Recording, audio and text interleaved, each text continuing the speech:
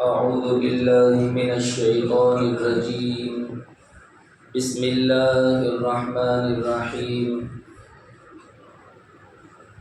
قلنا اهبطوا منها جميعا فإما يأتينكم مني هدى فمن تبع هداي فلا خوف عليهم ولا هم يحزنون والذين كفروا وكذبوا بآياتنا أولئك أصحاب النار هم فيها خالدون. صدق اللہ مولانا العظیم. میرے محترم بزرگوں، عزیزوں، دوستوں، بھائیوں، یہ سورہ بقرہ کی آیت نمبر 38 اور 39 ہے، یعنی آیت نمبر 30 پر 8 اور 30 پر 9.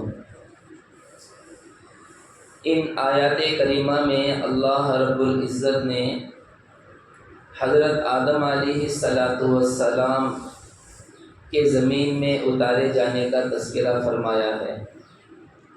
حالانکہ یہ تکرار ہے. اس سے پہلے حضرت آدم علیہ السلام کے زمین میں بھیجنے کا تذکرہ ہوا ہے. پھر یہ دوسری مرتبہ اللہ رب العزت تذکرہ کر رہے ہیں.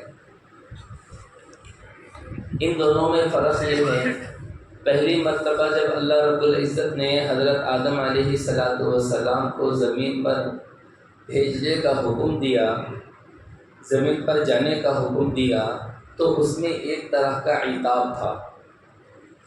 حضرت آدم علیہ السلام سے جو بھول ہوئی تھی، جو چوک ہوئی تھی، تو اس کے عتاب میں اللہ رب العزت نے حضرت آدم علیہ السلام کو زمین پر جانے کا حکم دیا. لیکن اس آیت کریمہ میں حضرت آدم علیہ السلام کے لیے جو زمین پر جانے کا، زمین پر اترنے کا جو حکم ہو رہا ہے، یہ بطور عتاب کے نہیں ہے، بلکہ ایک بطور جزا کے. اور اللہ رب العزت کا جو منشا تھا، جو مقصد تھا کہ زمین میں خلافت الہیہ قائم ہو، اس مقصد کو پورا کرنے کے لیے حضرت آدم علیہ السلام کو زمین پر بھیجنے کا تذکرہ ہے. تو اللہ رب العزت نے فرمایا، دیکھو آیات کا ترجمہ، قُلْنَا اهْبِطُوا مِنْهَا جَمِيعًا، ہم نے کہا تم سب یہاں سے اتر جاؤ. فَإِمَّا يَأْتِيَنَّكُم مِّنِّي هُدًى فَمَن تَبِعَ هُدَايَ فَلَا خَوْفٌ عَلَيْهِمْ وَلَا هُمْ يَحْزَنُونَ. بس اگر تمہارے پاس میری طرف سے کوئی ہدایت آئے تو جس نے میری ہدایت کا اتباع کیا تو ان پر کوئی خوف نہ ہوگا اور نہ وہ رنجیدہ ہوں گے. والذین کفروا، اور جن لوگوں نے کفر کیا، وکذبوا بآیاتنا، اور میری آیتوں کو جھٹلایا، اولئک اصحاب النار، یہ لوگ دوزخ والے ہیں. ہم فیہا خالدون، اور یہ اس میں ہمیشہ رہنے والے ہوں گے. محترم و معزز سامعین کرام، اللہ رب العزت نے حضرت آدم علیہ السلام کے زمین میں اتارے جانے کے تذکرے کے ساتھ فرمایا، فَإِمَّا يَأْتِيَنَّكُم مِّنِّي هُدًى فَمَن تَبِعَ هُدَايَ فَلَا خَوْفٌ عَلَيْهِمْ وَلَا هُمْ يَحْزَنُونَ. اللہ رب العزت کی طرف سے جو احکامات زمین پر اتارے جائیں گے، جو دین و شریعت نبیوں کے واسطے سے زمین پر اتارا جائے گا، جو لوگ ان احکامات پر، اس شریعت پر عمل کرنے والے ہوں گے، اللہ رب العزت انہیں دنیا کے خوف سے اور دنیا کے غم سے محفوظ کر دیں گے. واقعتاً میرے بزرگ دوستوں، مومن بندوں کے لیے، فرما بردار بندوں کے لیے، نیک بندوں کے لیے اس آیت کریمہ میں بہت بڑی خوشخبری اور بشارت ہے، بہت بڑی خوشخبری ہے. میرے بھائیوں عزیزوں، دنیا پریشانیوں کا گڑھ ہے، یا مصیبتیں ہیں، پریشانیاں ہیں، حالات ہیں. دنیا میں انسان کو ہر آئے دن کوئی نہ کوئی پریشانی کا سامنا کرنا پڑتا ہے، کسی نہ کسی مصیبت کا سامنا کرنا پڑتا ہے. کسی کو گھروں کی پریشانی، کسی کو اولاد کی پریشانی، کوئی بیوی سے پریشان ہے، کوئی پڑوسیوں سے پریشان ہے، کوئی دوستوں سے پریشان ہے، کوئی کاروبار کی وجہ سے پریشان ہے، کوئی تجارت کی وجہ سے پریشان ہے۔ تو دنیا پریشانیوں کا گڑھ ہے۔ اللہ رب العزت نے یہاں بہت بڑی خوشخبری سنائی دنیا میں رہنے والے انسانوں کے لیے، جو بندے اللہ کی اطاعت پر اپنے آپ کو ڈالتے ہیں اور اللہ کی نازل کردہ شریعت پر 100% عمل پیرا ہو جاتے ہیں، اللہ رب العزت انہیں دنیا کی پریشانیوں سے نجات دے دیتے ہیں، دنیا کے غم سے اللہ انہیں نجات دے دیتے ہیں، دنیا کے خوف سے اللہ انہیں نجات دے دیتے ہیں۔ دو باتیں کہیں، ایک فلا خوف علیہم اور دوسرا ولا هم يحزنون، ان پر کوئی خوف نہیں ہوگا۔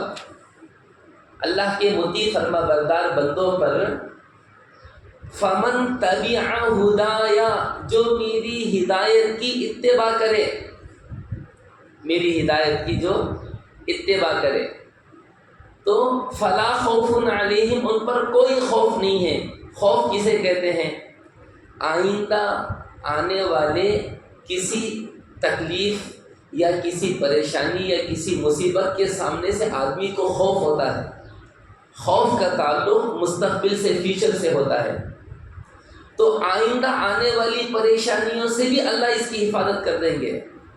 وَلَا هُمْ يَحْزَنُونَ، اور اسے کوئی غم بھی نہیں ہوگا۔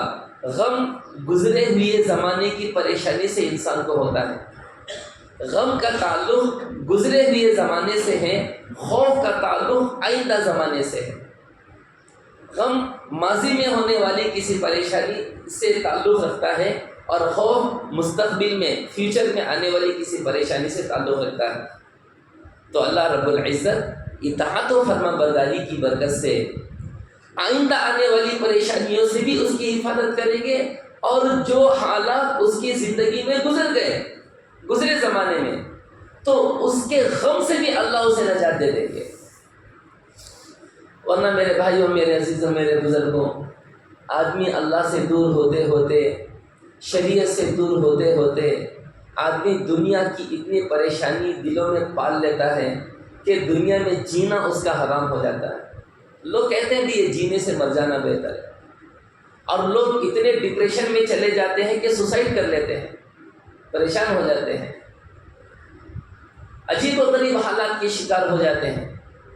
یہ پریشانیاں دنیا کی ہوتی ہے، لوگوں کو دنیا کی پریشانیاں ہوتی ہیں۔ میرے بھائیوں، میرے عزیزوں، جو شریعت سے ہٹے گا، جو حضور اقدس صلی اللہ علیہ وسلم کی اطاعت سے ہٹے گا، جو اللہ کے حکموں سے ہٹے گا، اللہ رب العزت اس کے لیے دنیا کی زندگی کو پریشان کن کر دیتے ہیں۔ یہ ہوتا ہی ہے۔ اللہ رب العزت نے فرمایا وَمَنْ أَعْرَضَ عَنْ ذِكْرِي فَإِنَّ لَهُ مَعِيشَةً ضَنْكًا، جو بندے ہمارے ذکر سے اعراض کرتے ہیں، ہماری یاد سے اعراض کرتے ہیں، ہم دنیا میں ان کی زندگی کو تنگ کر دیتے ہیں، ان کی معیشت کو تنگ کر دیتے ہیں۔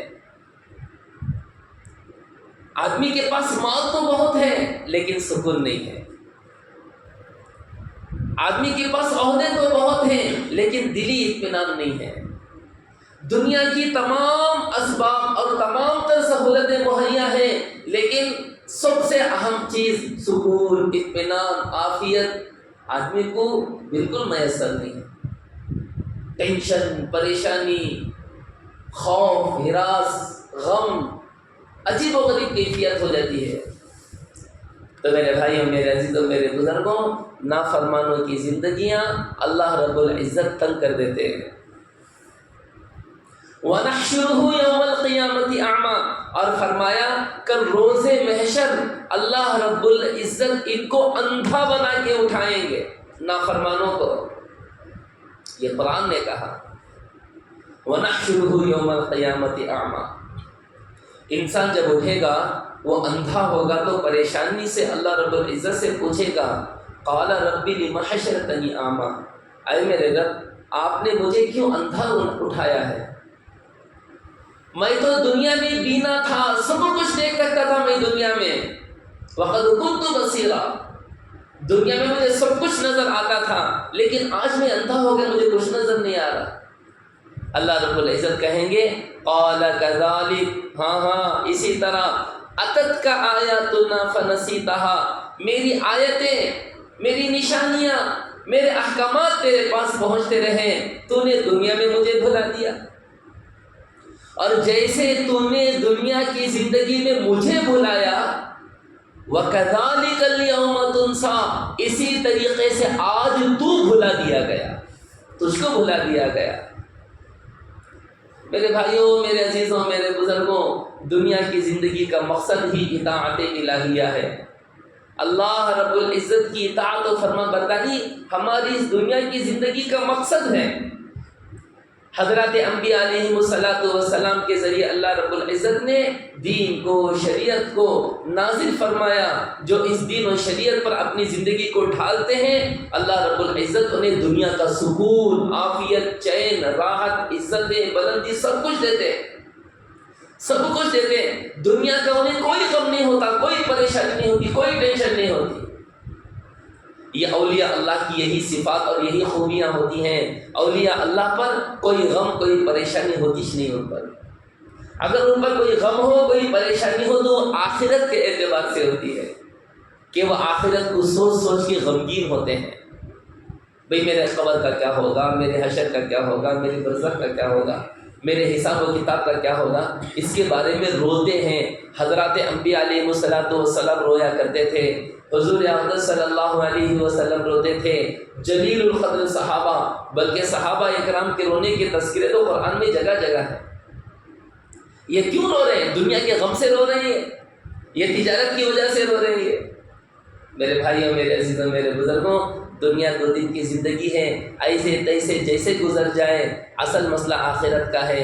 اس کے لیے بندہ اگر دنیا میں اللہ کا مطیع فرما بردار ہو جائے، اللہ آخرت کے غم سے اسے محفوظ کر دیں گے، دنیا کے غم سے اسے محفوظ کر دیں گے۔ تو اللہ رب العزت نے بہت بڑی خوشخبری دی، یہ سمجھ میں آ جائے۔ لوگ محنت، کوشش، پتہ نہیں کیسا ایڈی چوٹی کا زور لگا کے دنیا کماتے ہیں، لیکن 5 وقت کی نماز نہیں پڑھ پاتے ہو۔ ارے 10 منٹ کے لیے اللہ کے سامنے آ کے اپنا ماتھا نہیں ٹیک پاتے۔ ارے یہ بھی کوئی زندگی ہے؟ جسمانی کا کھا پی رہے، جسمانی کی دی ہوئی کروڑوں نعمتوں کو استعمال کر رہے ہیں، اس مالک کے سامنے ماتھا ٹیکنے کے لیے 10 منٹ نہیں ہے، یہ بھی کوئی زندگی ہے؟ ایسی بھی کوئی زندگی ہوتی ہے؟ کیا فائدہ ایسی زندگی کا جس مالک کا کھایا اسی مالک کو بھلا دیا، اسی مالک کی نافرمانی میں زندگی گزار دی؟ تو پھر اللہ دنیا بھر کی پریشانی اس کے پیچھے لگا دیتے، لے بھیجا، دنیا کے حوالے ہو کے رہ جا۔